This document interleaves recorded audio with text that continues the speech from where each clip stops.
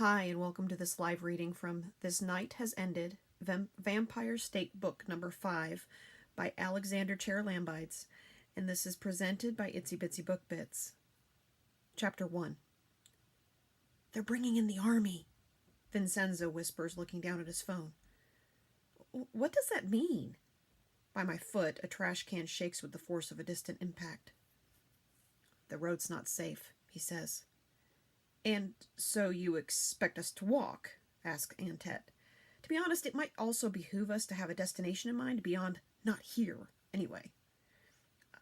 I don't know, Vincenzo says, shaking his head. I don't know where to go. I just lost signal. I don't know who's fighting who or what. We have to go somewhere. I think we have to risk it. Is the car charged? It was, I tell him, throwing the door open. I'll drive, he says, pushing past me. You need to rest. Stay on the phone, he says, handing his to me. See if you can get anything. I texted Quintus, but so far there's been no response. Opening doors for myself, Antet says as he jumps into the passenger seat. A new personal low. The studio, right? I ask Vincenzo as he looks over his shoulder, reversing out of the alleyway I hid our car in. Only place I can think of, he says. Maybe the apartment, if the area's bad?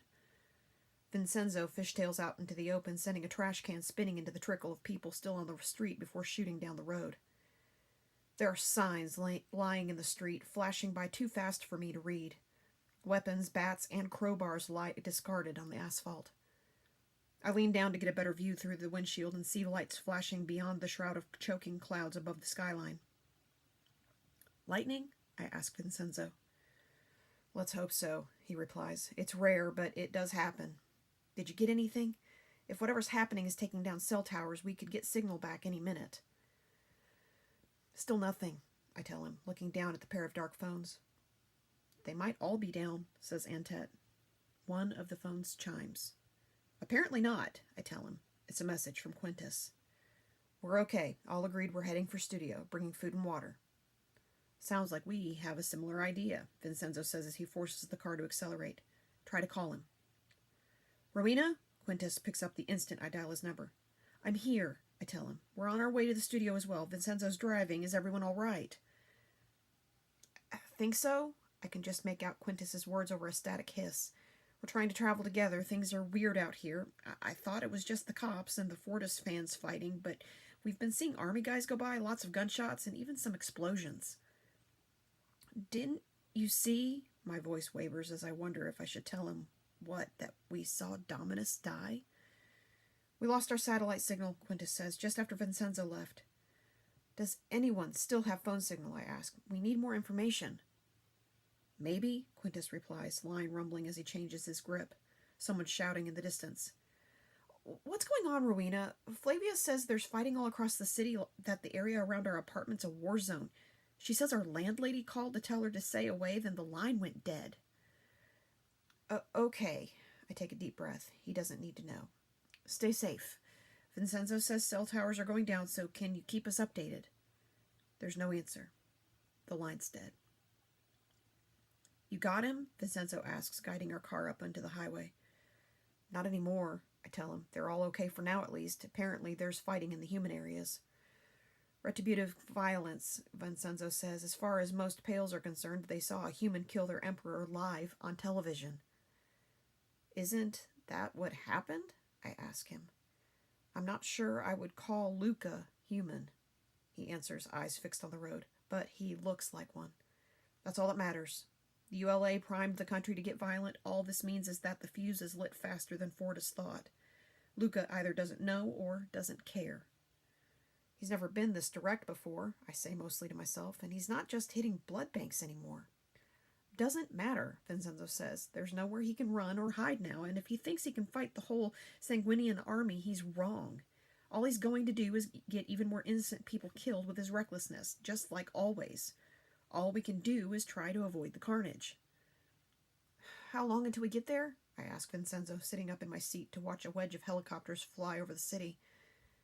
He's probably right. Luca must have limits, otherwise why hide from anyone? Road's clear for now, at least. If we're lucky, we could be there in... My shout cuts him off. A flash of bright light forces me to flinch as one of the helicopters I'd been watching erupts into flames, falling end over end into the middle of a steep hill crowded with military vehicles. "Wait! Stop! Stop! Slow down!" I shout to Vincenzo as I crane my neck, trying to get a view of the wreckage over the edge of the highway. "What is it?" he asks. "I'm not slowing down." Gunfire flashes through the crowd of billowing smoke, wreaths of flame and gales of cinder flying across the blockade as the guns that were facing outwards turn. They're firing at the crashed helicopter. For a fraction of a second before the highway dips, I can see the stick figure of Luca still on fire, smashing the firing pails to the ground with his sword, battering at their legs, impaling them through the chest, charring forward through a swarm of soldiers as the speed of our car carries him out of sight. "Almost there," Vincenzo says, car rumbling off the highway as he shoots through a red light. I guess it makes sense. It seems like all the cops are going to be busy for the foreseeable future. "Start making plans. What are we going to do when we get there?" "Lock the door?" I suggest, eyes still wide from what I'd seen. "I thought we were going to run a shelter or something similarly self-defeatingly noble," Antette asks. "You can't very well shelter people without letting them in." "We might want to find a way to bar the doors, though," I tell him. "Once everyone's in, I mean. We already know the studio doesn't hold up security-wise." "What is this studio, by the way?" Antette asks. "I trust the accommodations will be suitable for my royal personage." "We started our own independent media company," I tell him, trying to ignore his aloof idea of a joke. "It's just as much inspired by you as it is by my reporting." "Really?" Antette asks. "Do you think your fellow humans will be feeling inspired when they meet me? Starstruck?"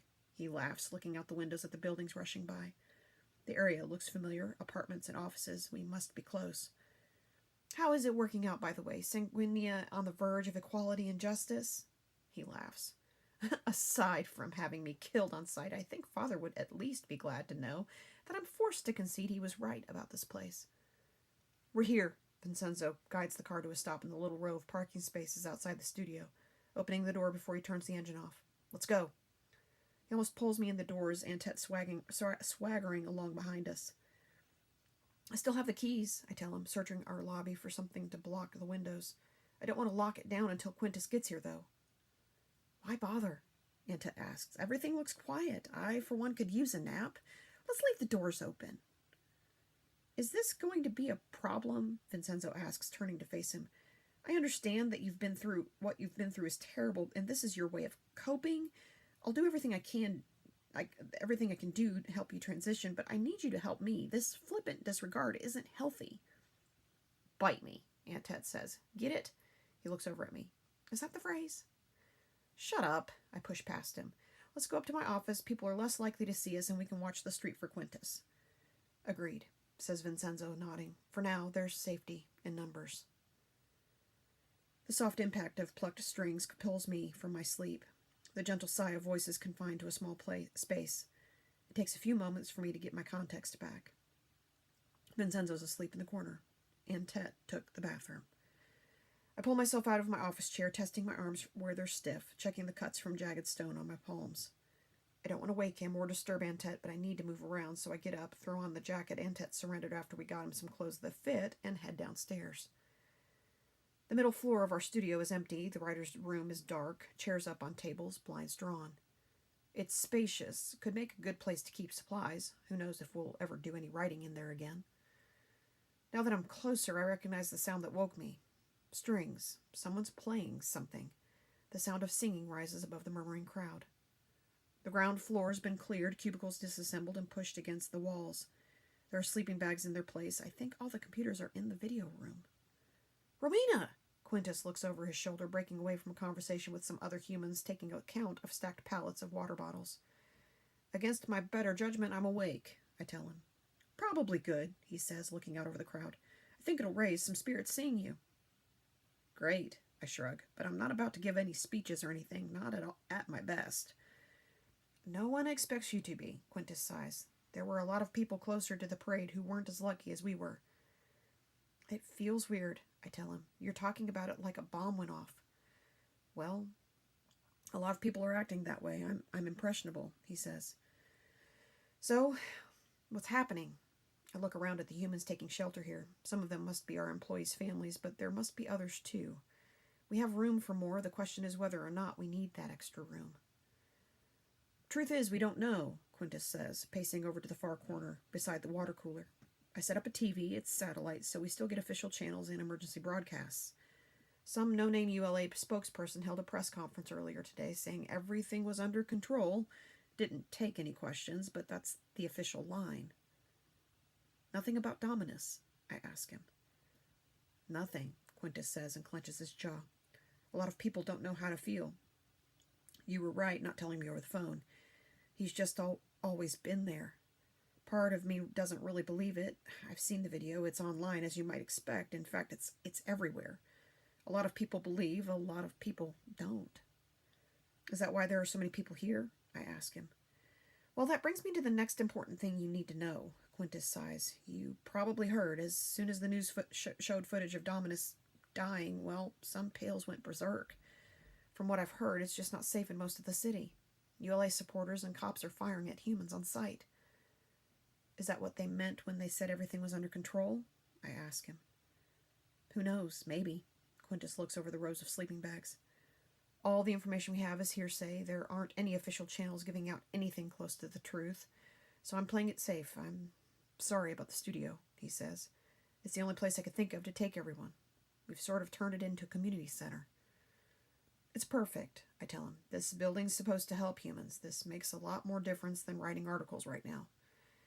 Yeah, okay, Quintus nods. We're expecting more people, some families, just so you know. Good, I nod. I'll go check on Vincenzo. The windows in the lobby are boarded up. There are more humans out there, too. 4 with their backs to the walls, another behind the reception desk. I can't see if they're armed with anything other than pipes, and I'm not sure I want to know. For now, at least, we're not in danger, but we've been targeted for being pro-human before. Crazed ULA supporters are one thing, but if the police or even the army drive up the street and best-case scenario try to arrest us, there's nothing we can do about it. Maybe I should have told Quintus to get these people out. How much is there we can really do for them? Sanguinia rebounded from the Human Citizenship Bureau more vicious than ever. It recovered from Komet's attack even more bloodthirsty. What happens without Dominus? Maybe it's because I'm not from Sanguinia, but I don't have any trouble believing the worst. The scene replays in my head as I take the stairs back up to my office. He didn't try to fight back. Maybe he was just as resigned to being killed as he was to ruining an awful country. Yes, thinking back to our conversation, I'm glad he's dead. He was a horrible person. Vincenzo's still asleep. Maybe flying takes it out of him. Really, I should be in worse shape than I am. Somehow I'm not hungry or injured beyond some cuts and scrapes. I stretch my fingers, feeling the familiar numbness that's been there since the hospital, and sit down behind my desk. My blood test is still in the bottom drawer. Is there anything more to measure? It might not even be weeks, probably more like days. I turn up my sleeves and check my neck in the mirror. Aside from the scars, everything looks normal, no patches of gray skin yet. I could almost pretend this wasn't happening if it wasn't for what happened in that soulified bathroom. Undigested food. Soon I won't be able to eat it all. Then I'll get hungry. Part of me wonders how long I'll last. Vincenzo might make it easier. I've never seen him actually drink blood. He always seems embarrassed about it. Maybe it's like drinking a juice box or something, easy to get used to. Except now I've seen what happens to Pales who starve. Sanguinia is already running low on blood because of Luca. I'm not safe from him anymore either. Was it me choosing Sanguinia's potential over him that pushed him off the deep end like this? If he finds out... Vincenzo's starting to stir. He shifts in his place, yawns, an eye flickers open. He does that all the time. If he thinks I'm in a bad mood, sometimes he'll pretend to go back to sleep. Where do I go from here? Maybe it's Vincenzo's face, something I always pictured being part of my future, forcing me to ask the question. The cure. Turning. Dad, I have no idea where he is. I don't even know if he's safe. Is leaving the country the only thing we can do? I just don't know. As much as I'd like to make plans, I don't have enough information. I still have to do something, though. At the moment, hoping everything goes back to normal feels too good to be true. Maybe I'll focus on keeping everyone around me safe. Quintus brought plenty of humans that need help. I made a commitment to them when I founded this studio. Rowena? Quintus asks, then lowers his voice when he sees the sleeping Vincenzo. Rowena, he whispers. We need an extra pair of hands making sure everyone has water, that kind of thing. Okay, I tell him. I'm awake, Vincenzo says, shuffling to his feet. I'll help out. I think we could both use something to do, I tell Quintus as we head downstairs. Has anyone checked on Antet? I ask them. I think I heard him moving around, Vincenzo says. I woke him up in the night. I'd let him sleep. Hard to believe he's up there, Quintus says. We're keeping that quiet, right? I think we should, unless he decides otherwise, I tell him. Can't imagine what he's going through. It stings a little bit. Neither of them look as if they question it. Okay, pass out these blankets. Quintus hands a stack to Vincenzo. Families get 2, but no more than that or we'll run out. Rowena, you pass out the water. He hefts a stack of water bottles and drops it into my arms. More people are arriving. The bigger humans by the doors hold them open, looking out into the streets, so I head out with my water while Vincenzo makes his rounds distributing blankets. For now, we still have electricity, but if the power goes out, it could get cold very quickly at this time of year. Here, take these. I hold out the bottles to the new arrivals, and some of them snatch them up without thinking. What's it like out there? The mains are out, no water, a woman gasps as she gulps down some water. But it wasn't safe to come out. They left an hour or so ago. We walked here. Do you still have plumbing here? She asks, looking over her shoulder at the other humans still filing in. I think so, I tell her. Everyone's welcome to stay for as long as this lasts. As long as it lasts, a man in a torn sweater shouts, sunken eyes digging into his face. Try forever. They've been spoiling for a fight since Kemet, and since bombing them into oblivion wasn't enough, they decided to make us into target practice. First, the water goes off, then the power, he shouts. We get cold, we go looking for food or heat. Wham! They'll hunt us down. And you think they'll notice or care? How long until the army brings us back more humans to replace us? We're meat in the grinder. I know it's bad. I have to shout over him to interrupt. You might even be right, I tell him, lowering my voice. But that's not helping right now. Fine. You're only interested in feeling safe, he sneers, not actually being safe. With all these terrorist attacks, the blood supply's running low. How long before you start looking pretty good to your boyfriend? He asks. I'll take the water. He snatches a bottle from my hand. Once my leg's healed up, I'll make my own way. He pushes past me.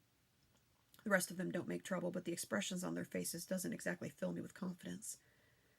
Does that happen often? I ask Quintus, returning the empty pallet to his improvised supply pile in that corner. Never that loud, Quintus whispers. You did a good job with him. If you try to shout them down, they go louder. It upsets the children. How many have you got?